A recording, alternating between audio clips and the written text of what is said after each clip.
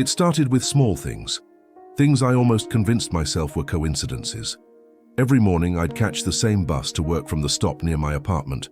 Most days it was crowded, especially during rush hour, but there was always one guy who stood out. He wasn't remarkable in any obvious way. Mid-30s, plain jacket, dark hair slightly messy like he'd rolled out of bed late, but something about him made my skin crawl. At first, I thought it was just his posture, the way he leaned against the pole like he owned the place. But then I realized he always seemed to position himself close to me, no matter how many other people were at the stop. If I moved to the far side of the shelter, he'd casually shift over too, as if tethered to me by some invisible thread.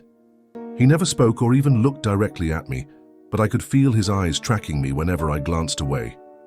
It was subtle enough that I doubted myself, but deep down I knew it wasn't random. The unease really set in one evening when I missed my usual bus home. Work had run late, and by the time I got to the stop, the crowd had thinned out completely. I figured it would be fine. I'd take the next bus and get home a little later than usual. But when the bus finally arrived, I hesitated for some reason, watching it pull away without getting on. Maybe it was exhaustion, or maybe it was instinct. But something told me not to get on that ride. Instead, I decided to walk the few blocks to my apartment, figuring the fresh air might help clear my head. That's when I saw him again, the man from the bus stop. He was standing across the street from my building, staring up at the entrance, like he was waiting for someone. My stomach dropped when he turned his head and locked eyes with me. In his hand, he held a crumpled piece of paper, and even from a distance I could see my name scrawled across it in jagged handwriting. I froze on the sidewalk, my breath catching in my throat. How did he know where I lived? And why was he holding that piece of paper with my name on it? My mind raced through possibilities, none of them comforting. Maybe this was some weird misunderstanding, someone mistaking me for someone else, but the way he was looking at me made that feel unlikely. His expression wasn't aggressive or even curious. It was calm, almost expectant, like he'd been waiting for me to show up all along. My first instinct was to cross the street and confront him, demand answers about who he was and what he wanted. But something held me back, a gut feeling that getting closer would be a bad idea. Instead, I ducked into the nearest convenience store, pretending to browse while keeping an eye on him through the window. He didn't move from his spot, just stood there motionless, clutching the paper like it was important. After what felt like an eternity, he finally glanced down at his phone, then tucked the note into his jacket pocket and walked away. Once he was gone, I bolted for my building, fumbling with my keys as I rushed inside. My hands were shaking so badly I nearly dropped them twice before managing to unlock the door. When I finally got to my apartment, I locked every bolt and chain, double-checking the windows for good measure. It wasn't until I sank onto the couch that I realized how hard my heart was pounding. Who was that man? And why had he been standing outside my building? Was he following me, or had he known where I lived all along? The questions swirled in my head, but one thing was clear. This wasn't paranoia anymore. Someone was watching me, and they weren't trying very hard to hide it. That night I barely slept, jumping at every creak and shadow in my apartment. Every time I closed my eyes, I pictured him standing across the street, holding that crumpled piece of paper with my name on it. What scared me most wasn't just his presence, it was the certainty that he'd be back. The next morning, I debated skipping my usual bus stop altogether. Part of me wanted to avoid any chance of running into him again, but another part, the stubborn, defiant part, refused to let him dictate my routine. If he thought he could scare me off, he was wrong. So I went to the same stop, keeping my distance from the shelter and scanning the crowd for his face. At first, I didn't see him, and for a brief moment I allowed myself to hope that maybe he'd moved on, or that last night had been some bizarre fluke. But then, as the bus approached, I spotted him standing near the back of the group, partially hidden by a tall man in a suit. His head was tilted down like he was looking at his phone, but I could feel his attention trained on me all the same. My pulse quickened as I weighed my options. Get on the bus and risk being trapped in an enclosed space with him, or walk away and figure out another way to work. Before I could decide, the doors opened and the crowd surged forward. In the chaos, I lost sight of him. But when I glanced back just before boarding, he was still there, watching me with that same unsettling calmness. Once I was safely seated on the bus, I tried to shake off the feeling of dread that had settled over me. It didn't help that every time the bus stopped, I found myself scanning the people getting on, half expecting to see his face.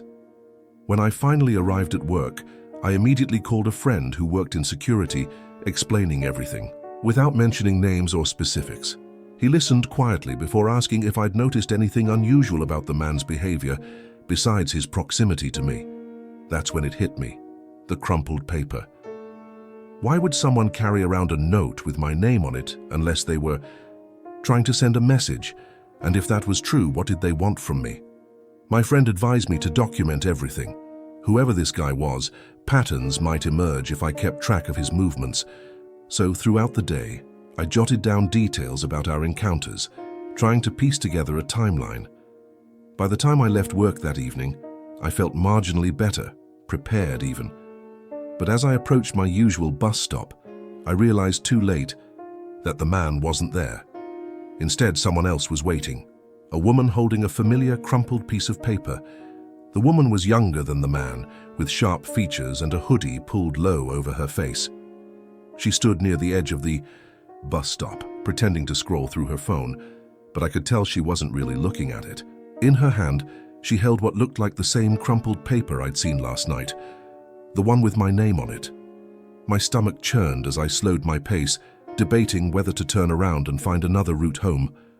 But before I could make a decision, she glanced up briefly, her eyes locking onto mine for just a second before darting away. It was enough to confirm my worst fear. They were working together. Whoever these people were, they weren't acting alone. Panic bubbled in my chest, but instead of running, I forced myself to keep walking past the stop, keeping my head down and hoping she wouldn't follow me. When I risked a glance over my shoulder a block later, she was gone. The relief that washed over me was short-lived, though, because when I reached my apartment building, there it was again, a piece of paper taped to my door. This time, it wasn't just my name written on it. Below it, in the same jagged handwriting, was a single sentence: "You can't ignore us forever." I ripped the note off the door and threw it inside, slamming the door shut behind me and locking every bolt twice. My hands trembled as I leaned against the wall, trying to steady my breathing. They weren't just following me, they were sending a message, clear as day. And now they knew where I lived. The weight of that realization pressed down on me like a physical force. I considered calling the police, but what would I even say? That strangers had been standing near me at a bus stop and leaving cryptic notes. Without evidence of a direct threat, there wasn't much they could do. So, I did the only thing I could think of. I packed an overnight bag and called a friend, asking if I could crash at their place for a few days. As I left my building, I scanned the streets carefully, half expecting to see either the man or the woman lurking nearby. The coast seemed clear, but the feeling of being watched lingered, clinging to me like a shadow I couldn't shake. I stayed at my friend's place for 3 days, hoping that putting distance between me and my apartment would throw them off. But no matter how far I went, the unease followed me like a second skin. On the third night, as I scrolled through news articles online, I stumbled across something that made my blood run cold. A missing persons report from 6 months ago. The woman in the photo looked eerily familiar. It was her, the one who'd been waiting at the bus stop with the crumpled note. According to the article, she'd vanished without a trace after arguing with someone outside her apartment building. Witnesses claimed they saw her talking to a man matching the description of the guy who'd been following me. My hands shook. As I read further, piecing together the timeline, if she was missing and possibly involved in whatever this was, then why had she shown up at my bus stop? And what did it mean that she was carrying a note with my name on it? The implications were too much to process. Whoever these people were, they weren't just random strangers. They were connected, and somehow I'd crossed paths with them. The next morning, I decided to go back to my apartment, armed with pepper spray and a plan to document everything. If they came near me again, I'd record it or scream loud enough for the neighbors to hear. But when I arrived, the hallway Outside my door was empty, almost eerily so. At first glance, everything seemed normal, until I noticed another piece of paper tucked under my doormat. This one was different. It wasn't handwritten. It was printed in blocky black letters. "Stop looking." My knees nearly buckled as I stared at it, the words sinking in like lead weights. They knew I'd been searching for answers, and they didn't want me to keep digging. For a moment I considered leaving, finding somewhere new to live and starting over. But deep down I knew running wouldn't solve anything. Whoever these people were, they weren't going to stop, not unless I figured out what they wanted. So instead of backing down, I grabbed my phone and snapped a picture of the note, adding it to the growing file of evidence I'd collected. If they thought they could silence me, they were wrong. I might not have all the answers yet, but one thing was certain. I wasn't going to let them win without a fight.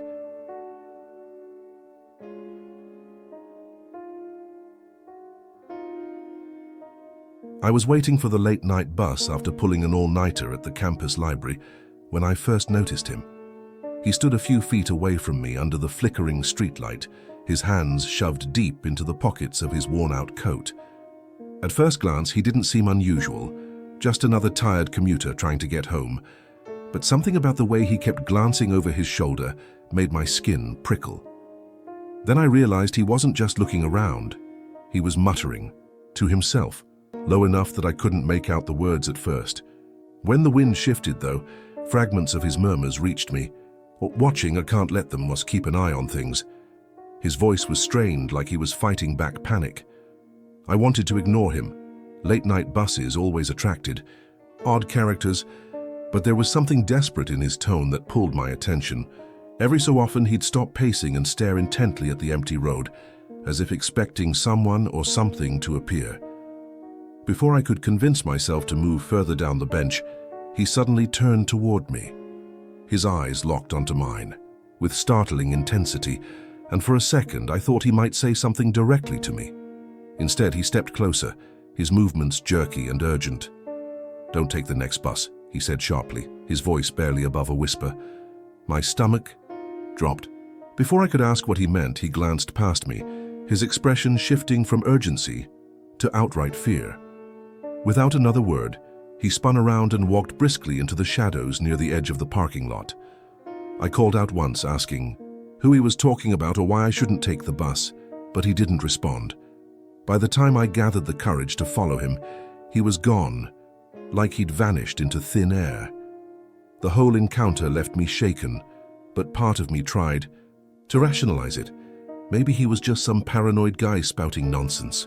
Except, why had he singled me out? And why did his warning feel so personal?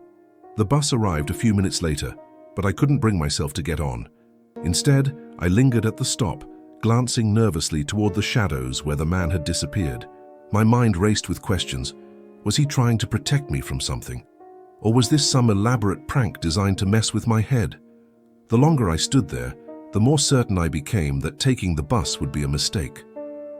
So I called a rideshare service instead, opting for the extra cost over whatever unknown danger might await me if I stayed on schedule. During the ride home, I couldn't shake the image of his face, the way his eyes darted around like he was being hunted. It wasn't until the next morning, while scrolling through local news articles online, that things took an even stranger turn. A missing persons report caught my eye. A man matching the stranger's description had vanished months ago. According to the article, his family claimed he'd become increasingly paranoid in the weeks leading up to his disappearance, insisting he needed to protect people from unseen dangers. They described him as kind but troubled, someone who always put others before himself. The accompanying photo confirmed it. It was the same man. Chills ran down my spine as I read further. His name was Daniel Harper, and according to his sister, he'd been obsessed with patterns, specifically what he believed were coordinated threats targeting random commuters. She said he often talked about watchers hiding in plain sight, waiting for opportunities to harm unsuspecting victims. At the time, everyone assumed his theories stemmed from stress or mental health struggles. But now, standing here knowing, he'd appeared out of nowhere to warn me specifically, I couldn't dismiss his words so easily. If anything, they felt eerily prescient. What had he seen, or thought he'd seen, that made him act this way? And why had he shown up last night, months after supposedly going missing? I tried contacting the phone number listed in the report, hoping to speak with his family, but no one answered. All I got was a voicemail message thanking callers for their concern. Still, the connection between us gnawed at me. Whatever Daniel knew, or thought he knew, it wasn't over. Not for him, and not for me. Over the next few days, I couldn't stop thinking about Daniel. His warning echoed in my mind every time I passed a bus stop or heard footsteps behind me. Was I being paranoid, or was there really something to his cryptic message? I decided to dig deeper, scouring online forums and news archives for anything related to his disappearance, or any incidents involving late-night commuters. That's when I stumbled across a Reddit thread titled "Unexplained Encounters at Night." Most of the posts were typical urban legends or ghost stories, but one comment stood out. A user claimed they'd seen someone matching Daniel's description near the same bus stop months earlier, muttering about patterns and timing. They described how he'd abruptly warned them not to board their ride before disappearing into the night, just like he'd done with me. The similarities were too striking to ignore. Whoever Daniel was, he hadn't just vanished without a trace. He'd been actively trying to warn others, even while missing. Determined to find answers, I returned to the bus stop that weekend, hoping against hope that he might reappear. It felt foolish, standing there alone under the cold streetlight, but I couldn't shake the feeling that this place held some kind of clue. As the hours dragged on, nothing happened. No sign of Daniel, no ominous warnings from strangers. Just as I was about to give up and leave, I noticed something tucked inside the metal frame of the bench, a folded piece of paper, weathered and damp from exposure. My hands trembled as I opened it, revealing shaky handwriting scrawled across the page. "Trust your instincts, they're watching." Below the note was a series of numbers and symbols, a jumble of coordinates and times that made no immediate sense. My heart pounded as I stared at the paper. Had Daniel left this here knowing someone would eventually find it? Or had someone else planted it, trying to mimic his behavior? So either way, one thing was clear. Whoever these watchers were, they weren't done yet, and neither was Daniel. I didn't tell anyone about the note, not my roommate, not even the campus security office. Something about it felt too personal, like it was meant only for me to find. But as I stared at the numbers and symbols scrawled on the page, I realized they weren't random. The coordinates pointed to locations around the city, bus stops, train stations, and other transit hubs where people gathered late at night. Each set of numbers was paired with a specific time, all within the past few months. It was as if Daniel had been tracking patterns, documenting moments when something happened. What that something was, I couldn't say. But the more I studied the note, the more convinced I became that it wasn't just paranoia driving him. There was method to his madness, a system he'd pieced together before vanishing. My hands shook as I cross-referenced one of the coordinates with recent news reports. Sure enough, there had been an incident near that location. A commuter assaulted under mysterious circumstances, though police dismissed it as a random mugging. That's when it hit me. Daniel wasn't just trying to protect individuals. He was trying to expose a larger pattern. Whoever these watchers were, they weren't acting alone. They targeted specific places at specific times, blending into crowds until their victims were isolated. And now, because of his note, I knew where they might strike next. Part of me wanted to hand everything over to the authorities, let them figure it out while I stayed safely out of the picture. But deep down, I knew they wouldn't take me seriously. Not without concrete evidence. If I wanted answers, I'd have to get them myself. Against every instinct screaming at me to stay away, I decided to stake out the next location listed on the note. It was a risky move, maybe even reckless, but I couldn't shake the feeling that Daniel had chosen me for a reason. Whether it was fate or coincidence, I owed it to him and to anyone else who might become a target to see this through. The night of the stakeout, I parked a few blocks away from the designated bus stop, keeping my car hidden in the shadows of an empty lot. Armed with pepper spray, my phone set to record, and Daniel's note clutched tightly in my hand, I watched as commuters trickled in and out of the area. At first, nothing seemed unusual, just tired people waiting for their rides home. But then, about 10 minutes before the listed time on the note, I noticed someone lingering near the edge of the crowd, a man in a dark hoodie, his face obscured by the brim of his cap. He wasn't looking at the buses, he was watching the passengers, studying them with calculated precision. Every instinct screamed at me to leave, to drive far away, and never look back, but I forced myself to stay, recording everything from my vantage point. When the bus finally arrived, the man didn't board. Instead, he followed a young woman walking alone toward the outskirts of the parking lot. My breath caught in my throat as I realized what was happening. She was his target. I hesitated for only a moment before grabbing my phone and calling the police, giving them the location and describing the scene as quickly as I could. Then, without thinking, I stepped out of my car and shouted, "Hey, leave her alone." The man froze mid-step, turning his head just enough to glance in my direction. For a split second our eyes met, and I saw it. Recognition, like he knew exactly who I was. Without another word, he turned and bolted into the darkness, disappearing before the authorities arrived. The woman was shaken, but unharmed.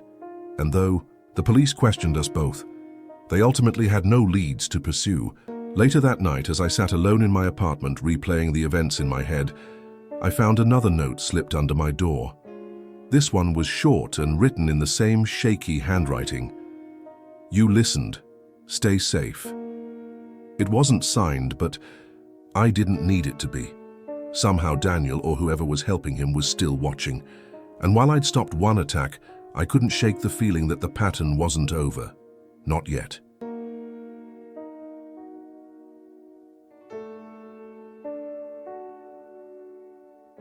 I boarded the bus late that night after a long shift at work, grateful for the quiet emptiness of the vehicle. Most seats were vacant, except for a few scattered passengers dozing off or scrolling through their phones. I chose a spot near the middle, close enough to the driver to feel safe but far enough to avoid unwanted conversation. As the bus rumbled forward, I pulled out my headphones and tried to zone out, letting the hum of the engine lull me into a tired haze. That's when I noticed him, or rather felt his presence. Out of the corner of my eye, I could see someone sitting in the very last row, partially obscured by the shadows cast from the dim overhead lights. At first, I thought nothing of it. People often ride in silence, minding their own business. But then I realized he wasn't just sitting there, he was staring at me. Not casually glancing, not looking past me, but staring, with an intensity that made the hairs on the back of my neck stand up. I shifted uncomfortably in my seat, pretending to focus on my phone while sneaking occasional glances at him. He didn't move, didn't blink, didn't even seem to breathe. It was like he was frozen in place, his face shadowed but his gaze unwavering. My stomach churned as I debated whether to say something to the driver or simply get off at the next stop. But before I could decide, the bus slowed down and the doors hissed open. Without a word, the man stood up abruptly, grabbed a worn jacket from the seat beside him, and stepped off into the night. The sudden movement startled me, but what really unnerved me was the way he glanced back just before exiting, not at me, but toward the empty seat where his jacket had been. Something about it felt deliberate, almost like he wanted me to notice it. Against my better judgment, I waited until the bus started moving again, then walked to the back row and picked up the forgotten jacket. It was heavier than it looked, and when I opened it, my blood ran cold. Inside was a small stack of photos, all of me. Some showed me walking home from work, others captured me waiting at this very bus stop, all taken over what appeared to be weeks. Tucked beneath the photos were handwritten notes detailing my daily routine. The times I left work, the routes I took, the stops I frequented. Whoever this person was, they'd been watching me, and they weren't done yet. My hands trembled as I flipped through the photos, each one more invasive than the last. Some were close-ups, capturing details I hadn't noticed myself, like the smudge of dirt on my shoe from yesterday or the coffee stain on my coat from earlier that week. Others were wide shots, showing me in familiar settings, crossing the street near my apartment, browsing shelves at the grocery store, sitting on a bench during lunch breaks. The notes beneath them were equally chilling, written in blocky handwriting with precise timestamps. 7:02 p.m. leaves work, one read. 7:15 p.m. takes Route 8 bus home, another added. Whoever had been following me wasn't just observing. They were documenting every move I made, cataloging my life like some kind of twisted project. My breath hitched as I reached the final note tucked inside the jacket. It was shorter but infinitely more unsettling. You're predictable. I didn't know whether to scream or cry. Instead, I clutched the jacket tightly and rushed to the front of the bus, demanding the driver pull over so I could get off immediately. He hesitated, asking if everything was okay, but I couldn't bring myself to explain. Once outside, I scanned the dark streets frantically, half expecting to see the man standing nearby waiting for me. But the road was empty, save for a few parked cars and the faint glow of distant streetlights. Still, the feeling of being watched lingered, pressing down on me like a weight. I hurried toward my apartment building, glancing over my shoulder, every few steps to make sure no one was following. By the time I locked myself inside, my heart was racing so fast I could barely think straight. Who was this person? And why had they left their jacket behind? Was it a warning? A mistake? Or something else entirely? As much as I wanted to dismiss it all as some bizarre prank, the evidence in my hands told a different story. This wasn't random. Someone had chosen me, and now they knew exactly how predictable I really was. That night, sleep was impossible. Every creak of the floorboards, every rustle of leaves outside my window made me jump. I kept replaying the moment when the man stepped off the bus in my head. How deliberate his movements had been, how calculated his glance back at the seat. It wasn't just carelessness that he'd left the jacket behind. It felt intentional, like he wanted me to find it. The thought sent shivers down my spine. Why would someone go to such lengths to document my routine, only to abandon their notes and photos on public transportation? Was it a message? A way of saying they could get as close as they wanted without me noticing? Or worse, was it a game? Something designed to make me feel hunted while they watched from the shadows? Whatever the reason, one thing was clear.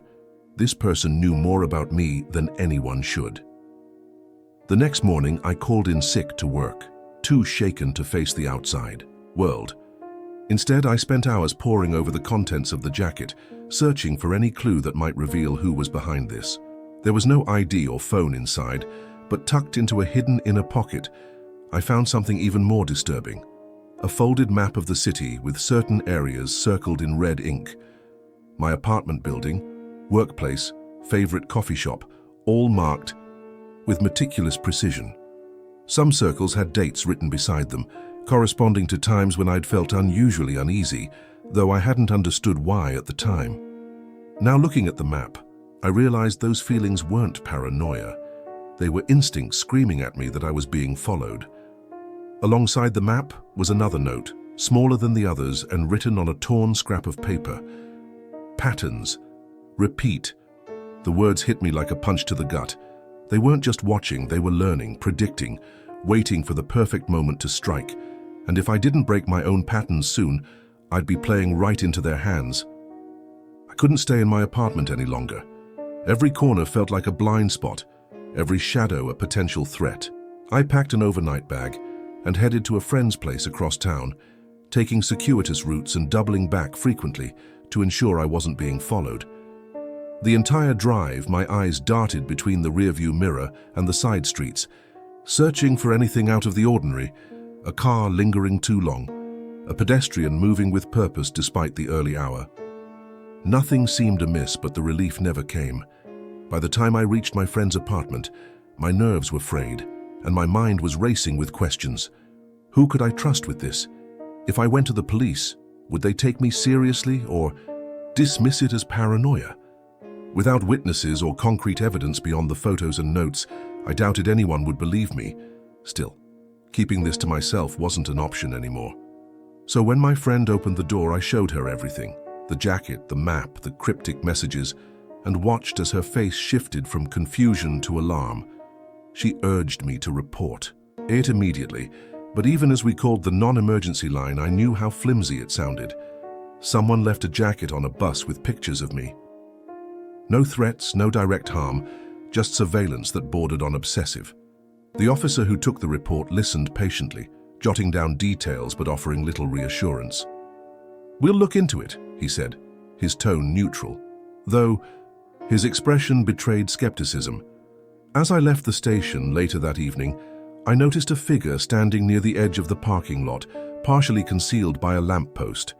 My heart stopped. It was him, the man from the bus. He didn't approach or speak, he simply stood there staring at me with the same intensity I'd seen before. When I turned to point him out to the officer, he was gone, vanishing into the night as if he'd never been there. Back at my friend's apartment, I locked the door behind me and sank onto the couch, clutching the crumpled scrap of paper with its haunting message. Patterns repeat. For the first time, I truly understood what it meant. Breaking free wouldn't be easy. They already knew my next move before I did. The next morning, I decided to fight back. If this person thrived on predictability, then unpredictability would be my weapon. I changed everything about my routine.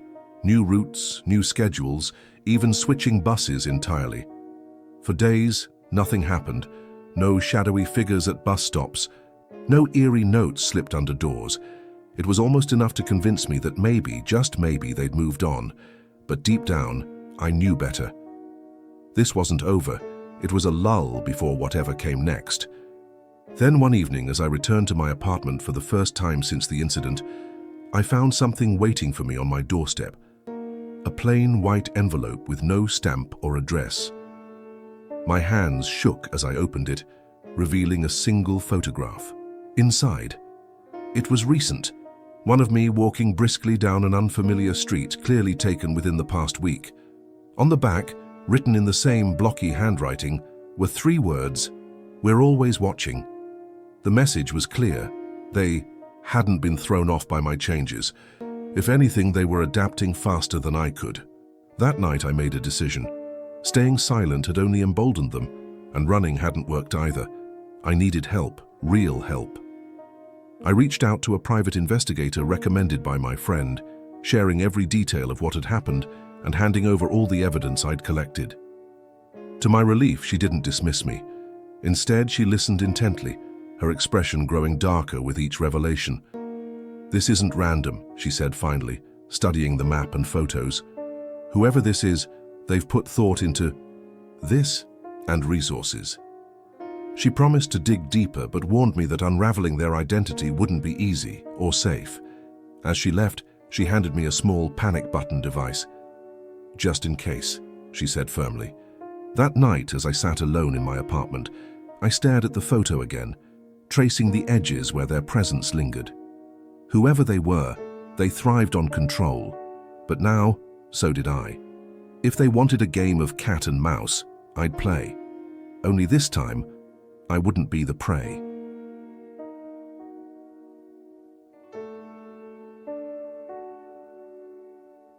It was just another late-night wait at the bus stop, the kind of quiet that feels heavy, like the world has gone to sleep except for you.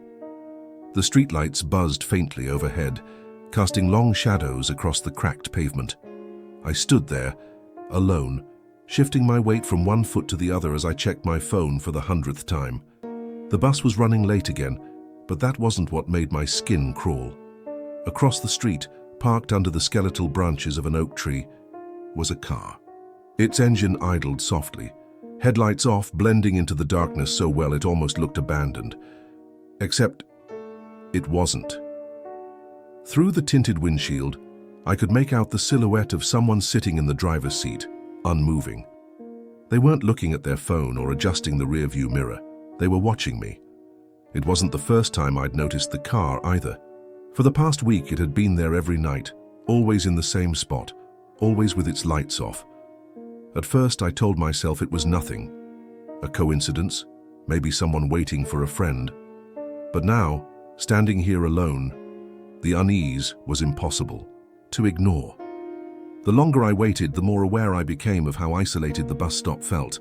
No pedestrians passed by, no cars drove down the street except for the occasional distant rumble that faded quickly into silence. And yet, that car remained, a silent predator lurking in plain sight. My instincts screamed at me to leave, to walk away before the bus even arrived, but pride kept me rooted in place. This was my route home, my routine. Why should I let some stranger dictate where I went or when? Still, as the minutes dragged on, I couldn't shake the feeling that something was off. The driver never moved, never adjusted their position, but I could feel their gaze boring into me like a physical weight. When the bus finally appeared around the corner, relief washed over me in waves. As I climbed aboard, I glanced back through the window, half expecting the car to pull away immediately. But it didn't. Instead, it stayed right where it was, its engine still running, the driver still watching. Something about the scene felt wrong. Not dangerous, not yet, but definitely deliberate, like they weren't done with me. The unease followed me all the way home, lingering like a shadow I couldn't shake. I tried to convince myself it was nothing, just paranoia fueled by the late hour and the eerie quiet of the neighborhood. But when I turned onto my street, my stomach dropped. There it was, the same car idling near the curb outside my house. Its headlights were still off, but its presence was unmistakable. My heart pounded as I hesitated at the corner, debating whether to approach or turn back and find somewhere else to stay for the night. Before I could decide, the driver's side window rolled down slightly, revealing just enough movement to confirm someone was inside. They didn't call out or wave. They just sat there silent and unmoving, as if they'd been expecting me to arrive. My mind raced through possibilities. Had I seen them before? Did they live nearby? Or was this something else entirely? A warning, a threat, or worse? Whatever their intentions, one thing was clear. They knew where I lived. I forced myself to keep walking, clutching my keys tightly in my hand like some makeshift weapon. As I reached my front door, I risked another glance over my shoulder. The car hadn't moved, it remained parked there like a sentinel, its engine humming softly in the otherwise silent night. For a moment, our eyes met, or at least I thought they did. It was hard to tell through the tinted glass, but the sensation of being watched was overwhelming. I fumbled with my keys, unlocked the door as quickly as possible, and slipped inside, locking every bolt and chain behind me. Through the peephole, I watched the car for what felt like hours, waiting for any sign of movement. Nothing changed. It simply stayed there, an unspoken promise that whoever was inside wasn't going anywhere soon. That night, I barely slept, jumping at every creak and shadow in the house. By morning, the car was gone, leaving only tire marks on the curb as evidence it had ever been there. But the fear it left behind lingered long after the sun came up. The next evening, I found myself glancing over my shoulder constantly, half expecting to see the car again. It wasn't just paranoia. Something about its presence last night had felt calculated, like it was part of a pattern I couldn't yet understand. When I arrived at the bus stop, the street was empty at first glance. Relief washed over me briefly, but it didn't last long. As the minutes ticked by, that familiar silhouette appeared across the road, the same car parked in the exact same spot under the oak tree. This time, though, there was a new detail that sent chills down my spine. A small piece of paper taped to the passenger side window. From this distance, I couldn't read what it said, but its placement was deliberate, almost taunting. My heart raced as I weighed my options. Should I cross the street and confront whoever was inside? Or should I stay put and hope the bus arrived before things escalated further? Before I could decide, the driver's door opened and a figure stepped out. They were tall, wearing a dark hoodie pulled low over their face, making it impossible to see their features clearly.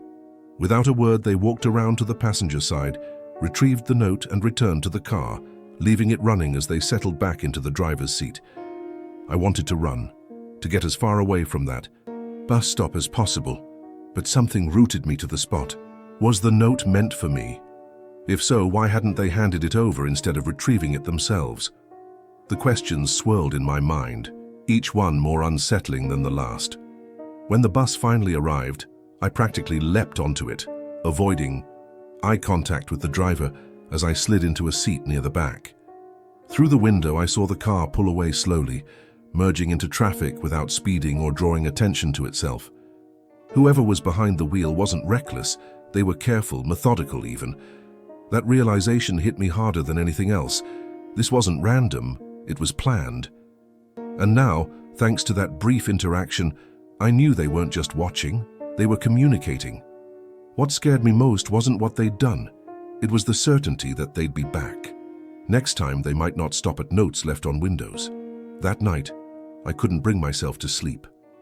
Every creak of the house made me grip the edge of my blanket tighter, imagining footsteps creeping closer or the soft hum of an idling engine outside. I checked the locks 3 times before finally sitting by the window, peeking through the blinds at the street below. Nothing moved, not a single car passed by, but the absence of activity only heightened my anxiety. Who were they? And why had they singled me out?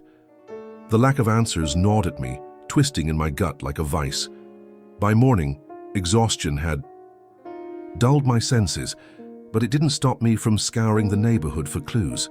On a whim, I walked past the bus stop and approached the oak tree where the car usually parked. At first glance, there was nothing unusual, just dirt, fallen leaves, and tire marks etched faintly into the asphalt. But then, I noticed something tucked into the bark of the tree. Another note, folded neatly and wedged just high enough to avoid casual discovery. My hands trembled as I pulled it free and unfolded it. Written in blocky, uneven letters were 4 words: "You can't hide forever." The message wasn't signed, but its meaning was clear and personal. Whoever this person was, they weren't just observing anymore, they were escalating. The thought made my chest tighten with dread. If they'd gone to such lengths to leave notes both at my home and now here, what would come next? A confrontation. Something more sinister. I considered calling the police, but what would I even say? A car has been following me and someone left cryptic notes. Without evidence beyond scraps of paper, I doubted they'd take me seriously. Still, I couldn't ignore the growing sense of danger pressing down on me. That evening, I took precautions. I changed my route home, switched buses halfway through, and even ducked into a cafe to ensure I wasn't being tailed. When I finally reached my street, relief washed over me. There was no sign of the car. For a moment, I allowed myself to believe I'd shaken them off. But when I opened my front door, I froze. Sitting on the floor just inside the threshold was yet another note, this one propped against the wall like a cruel welcome mat.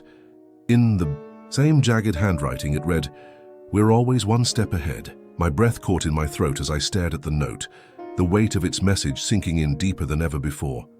They weren't just watching. They were inside my space, violating the one place where I should have felt safe. My hands shook. As I picked it up, half expecting something else to be hidden beneath it. A camera, a tracking device, anything. But there was nothing. Just the cold certainty that they had been here, uninvited and unseen. I locked the door behind me again, double-checking every window and corner of the house, despite knowing it wouldn't make a difference. Whoever this person was, they clearly knew how to get in, and worse, they wanted me to know it too.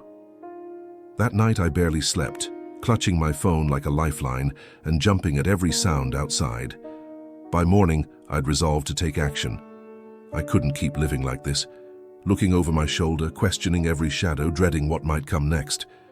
I reached out to a private investigator recommended by a friend, explaining everything, the car, the notes, the way they seemed, to anticipate my every move. To my relief, she listened without dismissing me, her expression growing darker with each detail. "This isn't random," she said finally, her voice low but firm. "Whoever's doing this has put thought into it, and resources." She advised me to document everything, from descriptions of the car to photos of the notes, and to install cameras around my property immediately. As she left, she handed me a small panic button device. "Just in case," she added gravely. For the next few days, I followed her advice, staying vigilant and altering my routines constantly. But even then, I couldn't shake the feeling that I was being toyed with, that no matter what I did, they were always one step ahead. Then, late one night, As I reviewed footage from the security cameras, I spotted it. The car idling at the end of my street again, its headlights off. This time, though, something was different. As it drove away, the license plate flashed briefly under a passing streetlight, and for the first time, I had proof. Proof that maybe, just maybe, I could fight back.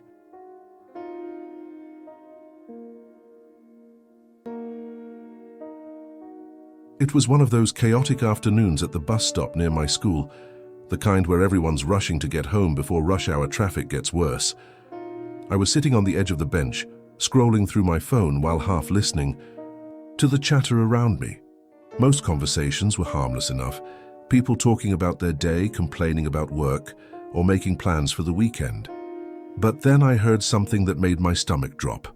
Two voices behind me, low and deliberate, discussing things they shouldn't have known. At first I thought I was imagining it, maybe mishearing snippets of separate conversations, but as I focused, the words became clearer. "She takes the 4:15 bus every day," one voice said casually, like they were commenting on the weather. The other responded with equal nonchalance, "And she always sits in the third row from the front." My heart started pounding. There was no way this was a coincidence. They were talking about me. I turned slowly, trying not to draw attention to myself, and glanced over my shoulder. The speakers were two men in hoodies, standing just far enough away to blend into the crowd, but close enough for me to hear them clearly. Neither looked familiar, yet they spoke with an unsettling level of detail about my routine. One of them gestured toward the street as if pointing out my usual route, his tone calm and calculated. Panic bubbled up inside me, but instead of running, I stood up and walked over to them. "What are you guys talking about?" I demanded, my voice shaking despite my best effort to sound confident. Both men stared at me blankly, their expressions unreadable. "We weren't talking about anything," one of them said flatly, his tone almost mocking. Before I could press further, the other chimed in, "You must be hearing things." Then, without another word, they turned and walked away, disappearing into the crowd faster than I could follow. By the time I processed what had happened, they'd were gone, and so was any chance of getting answers. For the rest of the afternoon, I couldn't shake the feeling that something was deeply wrong. Their words replayed in my head like a broken record. How could they know so much about me? My bus routine wasn't exactly a secret, but it wasn't something I broadcasted either. And the way they'd brushed me off felt practiced, almost rehearsed, like they'd anticipated my reaction. When the 4:15 bus finally arrived, I hesitated before boarding, scanning the crowd for any sign of the two men. The streets were busy, people rushing past without a second glance, but I couldn't shake the paranoia clawing at the edges of my mind. Once on the bus, I sat in the very back instead of my usual spot near the front, clutching my backpack tightly, as if it could somehow shield me from whatever was happening. Every time someone new got on, I found myself glancing up nervously, half expecting to see one of them staring back at me. But no one stood out. Still, the unease lingered long after the bus pulled away and the city blurred into streaks of light outside the window. When I got home, I tried to convince myself it was nothing, just some random strangers who happened to notice my habits. But the more I thought about it, the less sense it made. Why would anyone care about which bus I took or where I sat? Something about their casual tone had felt intentional, like they weren't just observing me, they were planning something. Desperate for answers, I decided to check the security footage from the bus stop. Surely there would be proof of the two men, something concrete to validate what I'd heard. The next morning, I went to the Transit Authority office and explained what had happened, asking if I could review the tapes. They seemed skeptical, but eventually agreed. As we scrolled through the grainy black and white footage, my heart sank. There I was on camera, sitting alone on the bench, scrolling through my phone, but the two men were nowhere to be seen. According to the timestamp, they should have been standing right behind me, discussing details of my life as if they owned them. Yet the screen showed nothing but empty space. It was as if they'd never existed. I stared at the screen, my pulse quickening as the reality of the situation hit me like a freight train. How was this possible? I'd heard them, seen them. They were real, or at least I was sure they were. But the footage told a different story. An empty bus stop, just me and a handful of other commuters who came and went without incident. The men weren't there, not in the frame, not even in the periphery. My throat tightened as I tried to explain it away. Maybe they'd stepped out of view before the camera caught them, or maybe the angle was wrong and they were hidden by the crowd. But deep down I knew none of those explanations made sense. They had been close enough for me to hear their voices clearly, close enough to confront directly. And yet, according to the video, they didn't exist. The transit worker gave me a sympathetic look, but shrugged when I pressed him for answers. Sometimes cameras miss things, he said unhelpfully. Glitches happen. Glitch or not, I couldn't ignore the sinking feeling that something far stranger and far more dangerous was going on. That night, I lay awake staring at the ceiling, replaying every detail of the encounter in my mind. Their words, their faces, or lack thereof, the eerie calmness in their voices. It all felt deliberate, like pieces of a puzzle I wasn't meant to solve. What scared me most wasn't just that they knew about my routine. It was the implication that they could watch me without being seen. If they weren't afraid of confronting me directly, why bother hiding from the cameras? Unless they wanted me to know they were invisible. The thought sent chills racing down my spine. By morning, I'd convinced myself I needed to change everything. My route, my schedule, anything to throw them off if they really were tracking me. But as I left the house later that day, I spotted something that froze me in place. A folded piece of paper tucked under the windshield wiper of my mom's car. My hands trembled as I picked it up, unfolding it to reveal 3 short sentences scrawled in blocky handwriting. "You can't run forever. We see you. Always." Whoever these people were, they weren't just watching. They were waiting. The note felt like a direct challenge, a taunt designed to remind me how powerless I was against them. My first instinct was to throw it away, to pretend I'd never found it, and hope they'd lose interest if I acted like nothing had happened. But deep down I knew that wasn't an option. Not anymore. Whoever these people were, they weren't going to stop just because I ignored them. In fact, doing so might only embolden them further. Instead, I decided to document everything. The note, the strange conversation at the bus stop, even screenshots of the surveillance footage showing what should have been there, but wasn't. I sent copies to myself via email and stored physical evidence in a folder under my bed, determined to leave a trail someone else could follow if things went south. Still, paranoia gnawed at me constantly. Every time I left the house, I scanned my surroundings for familiar faces or suspicious behavior. And every night, I checked the windows and doors twice before allowing myself to sleep, if you could call it that. Sleep came in restless fragments now, interrupted by dreams where shadowy figures whispered plans about me from just out of reach. Days passed without incident, and part of me began to wonder if maybe, just maybe, they'd moved on. Then, one evening as I walked home from school, I noticed something chilling. A man sitting alone on the same bus stop bench where I'd overheard the strangers talking. He looked ordinary enough. Plain jacket, jeans, baseball cap pulled low over his face, but something about him felt wrong. It wasn't until he glanced up briefly that I realized why. He was wearing one of the hoodies I'd described to the transit worker when asking about the footage. My breath hitched as our eyes met, and for a split second I thought he smiled, a cold, knowing smile that sent ice coursing through my veins. Before I could react, he stood up and walked away, disappearing into the crowd with uncanny speed. On the bench where he'd been sitting lay another note, identical to the first in both size and handwriting. Patterns repeat. My knees nearly buckled as the message sank in. They weren't just watching, they were learning, predicting, waiting for the perfect moment to strike. That night I couldn't sit still.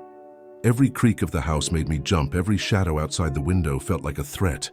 I wanted to tell someone, my parents, a teacher, anyone, but how could I explain what was happening without sounding crazy?